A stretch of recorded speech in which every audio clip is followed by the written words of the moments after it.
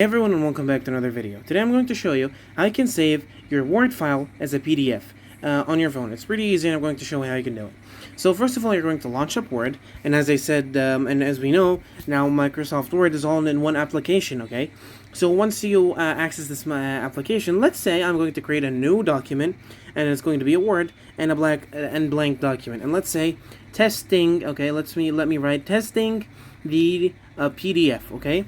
And of course, let's say you finished your document, you're going to click on the tick. Now, there is no way you can actually save it as a document. As you can see, if I click on Save As, it's going to be .docx, okay? You can't, there is no way to change the format. So how you can do it is actually, once you click on Save, you're going to go on the three dots, and you're going to click on Save.